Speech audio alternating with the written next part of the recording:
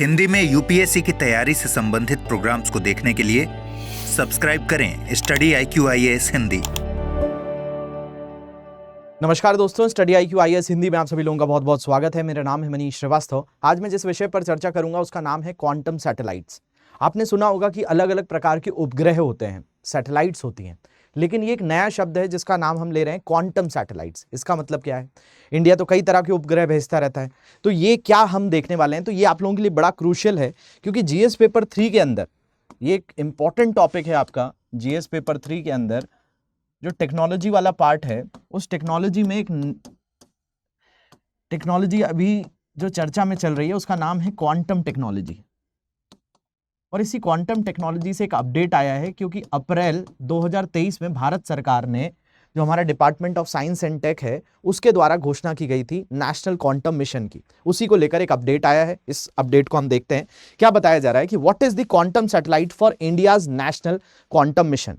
ये जो quantum satellite है, ये भारत के नेशनल क्वांटम मिशन के लिए क्या है, ये द हिंदू में एक आर्टिकल आया है, उसको मैं एक्सप्लेन करने वाला हूं आपको। इसमें the story for on December 13 दिसंबर के दिन अजय चौधरी चेयरमैन है mission of governing board of nascent national quantum mission. ये नेशनल क्वांटम मिशन के जो चेयरमैन हैं, उन्होंने बताया कि इंडिया प्लान कर रहा है क्वांटम सैटेलाइट को 2 से 3 साल में भेजने के लिए, जिससे क्या किया जाएगा, क्वांटम कम्युनिकेशन किया जाएगा, ये क्वांटम संचार किया जाएगा। तो कई बार इससे रिलेटेड लोगों को डाउट हो सकता है कि ये होता ही क्या है, हमारे पास क्या अभी उपग्रह हैं, तो ये क्वांटम सैटेलाइट क्या अलग कर देंगी। तो आज की क्लास में मैं आपको यही समझाने वाला हूं। The national quantum mission is a department of science and technology programme to accelerate the use of quantum physics in the development of next generation communication and sensing system. तो ये क्या है, नेक्स्ट जनरेशन क्या है, या इसको frontier technology क्यों कहा जाता है, ये सारी चीजें आज की क्लास में हम अच्छे से समझेंगे। अब कई स्टूडेंट का यहाँ पर सवाल हो सकता है कि ठीक है सर, आप जो समझाने जा रहे हो वो हम समझ तो लेंगे, लेकिन हमें तो अभी बेसिक ही चीज नहीं पता है कि ये क्वांटम शब्द का मतलब क्या होता है। तो मैं आप लोगों के लिए एक चीज यहां पर क्लियर करता हूं। यूपीएससी से एक प्रीलिम्स में क्वेश्चन पूछ चुका है। अब देखिए, आप सारे लोग जब कम्युनिकेशन करते हो तो आप लोगों ने एक कुछ सामान्य से शब्द सुने होंगे, उनके बारे में हम लोग चर्चा कर लेते हैं। जैसे आपने एक शब्द सुना होगा जीबी। आप रोजाना जो मोबाइल चलाते होगे उसमें कुछ ना कुछ डेटा मिलता होगा, हो सकता है आपको 1 GB डेटा प्रतिदिन मिलता है। तो ये जीबी है क्या? तो आप कहेंगे सर ये गीगाबाइट होता है।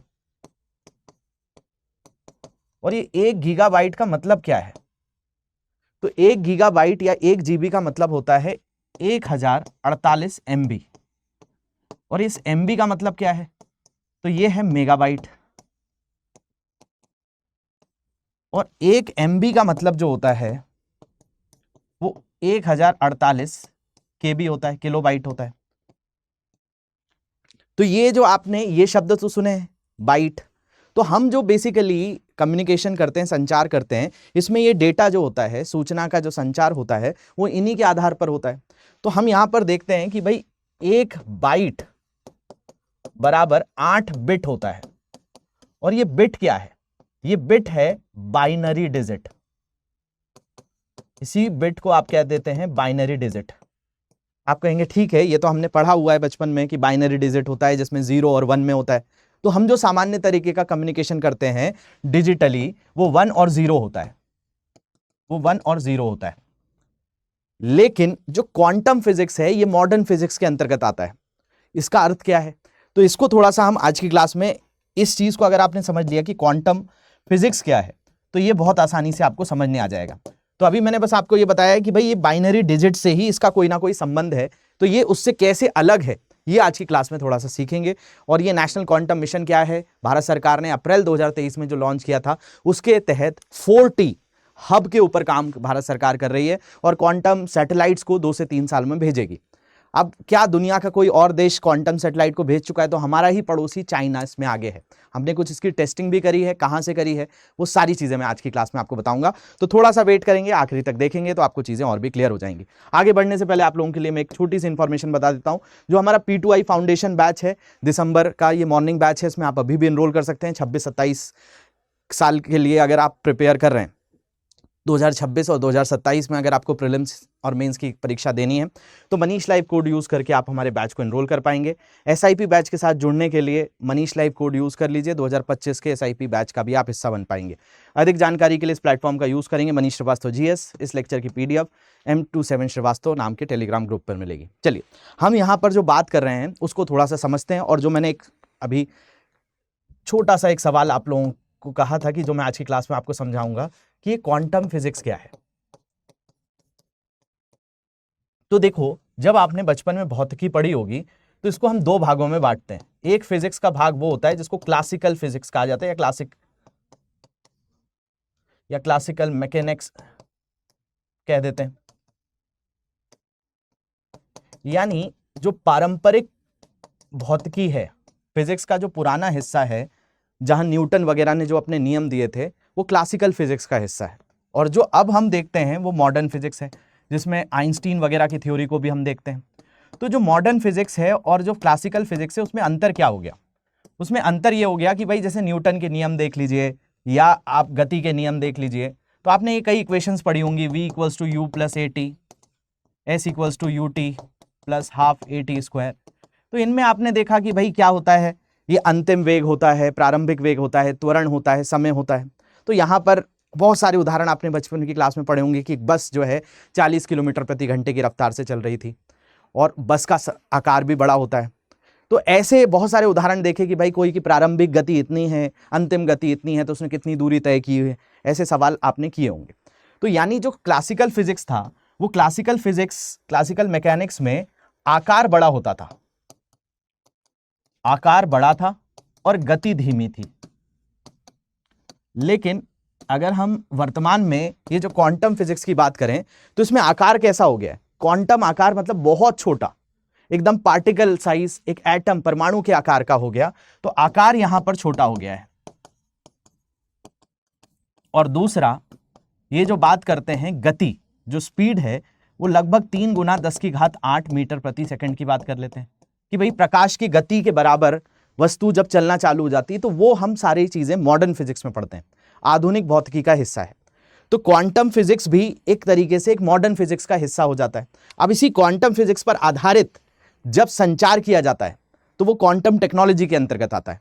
तो अब जो सैटेलाइट्स हम स्पेस में भेजने का प्रयास कर रहे हैं 2 से 3 वर्ष में, वो कैसी सैटेलाइट को भेज रहे हैं? वो क्वांटम सैटेलाइट है। अब आप कहेंगे कि ठीक है सर, ये भी हम समझ रहे हैं, लेकिन जो पारंपरिक सैटेलाइट है उससे ये भिन्न कैसे? तो देखो, जो पारंपरिक सैटेलाइट है वो तो बिट्स में, बाइनरी डिजिट में करती है, लेकिन जो क्वांटम सैटेलाइट है इसमें संचार जो होगा वो क्यूबिट्स में होगा। अब ये क्यूबिट्स क्या है और इसको सरल शब्दों में कैसे समझे? तो इसी को कहा जाता है क्वांटम बिट्स। यहां पर तो नॉर्मल बिट्स है, इसे कहेंगे क्यूबिट्स। इसी पर यूपीएससी ने सवाल पूछा कि जब हम क्वांटम कंप्यूटिंग करते हैं तो उसमें किस यूनिट का इस्तेमाल किया जाता है? क्यूबिट्स का इस्तेमाल किया जाता है। आप यहां पर एक सरल सा उदाहरण सा समझिए कि आज जैसे हमने 2013 में मंगल ग्रह पर मंगलयान को भेजा था, उसको लगभग 1 साल लग गए थे पहुंचने में। लेकिन मैं आपसे कहूं कि अगर मंगल पर पहुंचना सिर्फ 6 घंटे में पॉसिबल हो जाए तो आप कहेंगे सर, भारत से अगर हम ऑस्ट्रेलिया भी जाते हैं तो इससे ज्यादा समय लग जाता है कई बार।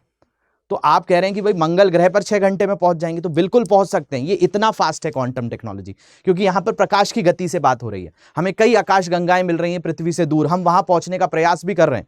तो ये कैसे हो पा रहा है? तो इन फ्यूचर हम कह रहे हैं कि हम टाइम ट्रैवल कर पाएंगे, टाइम को फोल्ड कर पाएंगे।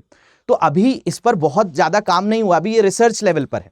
क्योंकि देखो, कोई भी टेक्नोलॉजी इतनी जल्दी आम नहीं होती है, उसके लिए आपको ह्यूमन रिसोर्स की आवश्यकता होती है, मानव संसाधन की आवश्यकता होती है। अब मानव संसाधन कैसे आप ट्रेन करोगे? तो उसके लिए रिसर्च करना होगा, उसके लिए रिसर्च इंस्टीट्यूट्स की जरूरत होगी, उस पर पैसा लगाना होगा, विदेश से अंतर्राष्ट्रीय स्तर पर सहयोग चाहिए होगा। तो भारत सरकार ने इसी क्रम में क्या किया, 2023 में एक मिशन लॉन्च किया। उसमें कहा कि हम आगामी 2031 तक भारत के अंतर्गत क्वांटम टेक्नोलॉजी का बढ़ावा देंगे। तो क्या अब अभी हम नहीं दे रहे?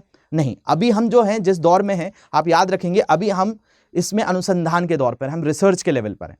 जब हम धीरे धीरे इसको इंप्लीमेंट करेंगे तो आम जीवन में भी उसका प्रयोग आ जाएगा। तो अभी इस पर साइंटिस्ट काम कर रहे हैं। Department of science and technology ने क्या किया, तो देखिए, नेशनल क्वांटम मिशन को मिलेगा कि 19 अप्रैल 2023 को लगभग 6000 करोड़ से ज्यादा के पैसे में 2023-24 से 2031 तक क्या किया जाएगा? सीड किया जाएगा, बीज डाले जाएंगे, नर्चर किया जाएगा और scale up scientific and industrial research and development and create a vibrant and innovative ecosystem in quantum technology.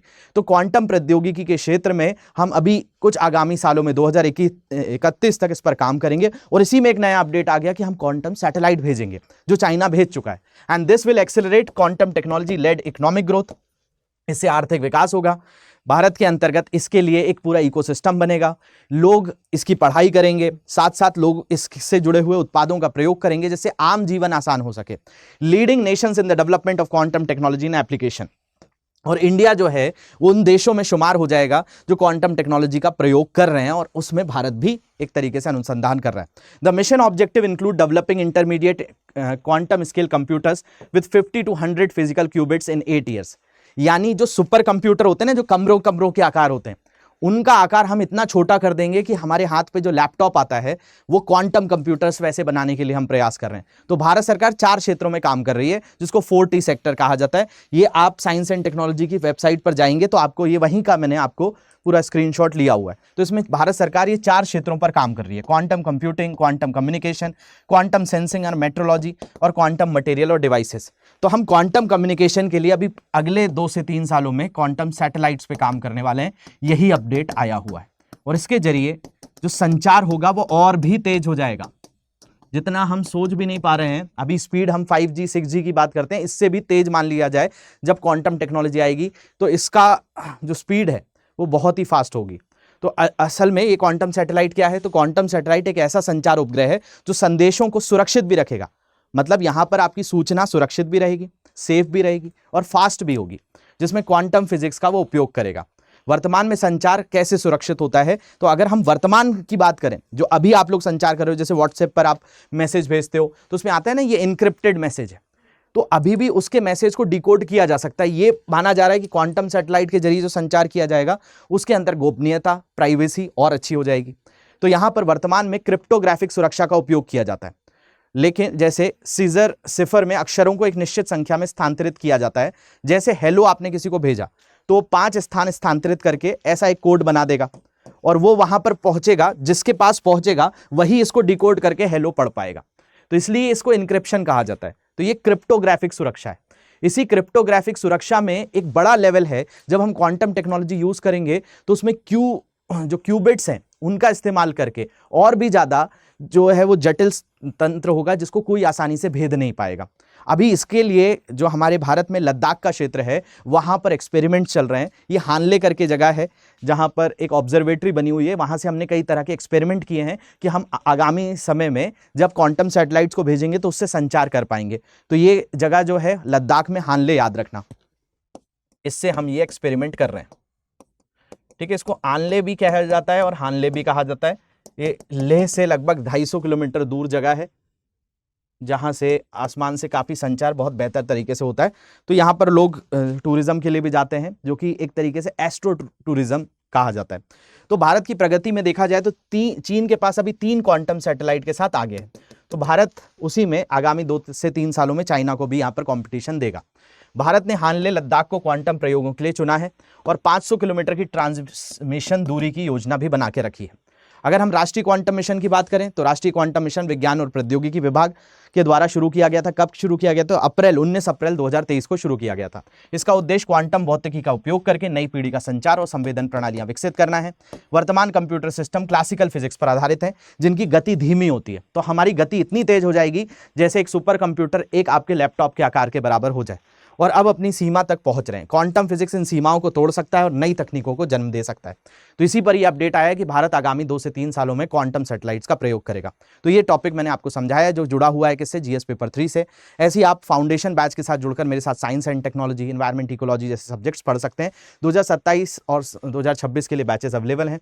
Manish live code use करके आप इसमें एनरोल कर पाएंगे। SIP बैचेस के साथ जुड़ने के लिए मनीष लाइव कोड यूज करिए। ये बैच जो है आपको बहुत अच्छे से प्रीलिम्स के लिए प्रिपेयर कराएगा। अधिक जानकारी के लिए इस टेलीग्राम ग्रुप यहाँ पर दिया है M27 श्रीवास्तव और इंस्टाग्राम ID, इन पर किसी में भी आपको आसान लगता है वहाँ कॉन्टैक्ट कर सकते हैं। तो ये टॉपिक आपको कैसा लगा है मुझे जरूर बताइएगा कमेंट में। मिलता हूँ मैं आपसे अगले सत्र में, तब तक के लिए ध्यान रखिए। Thank you very much for watching this. Have a great day. Hindi में UPSC की तैयारी से संबंधित प्रोग्राम्स को देखने के लिए सब्सक्राइब करें स्टडी IQ IAS हिंदी।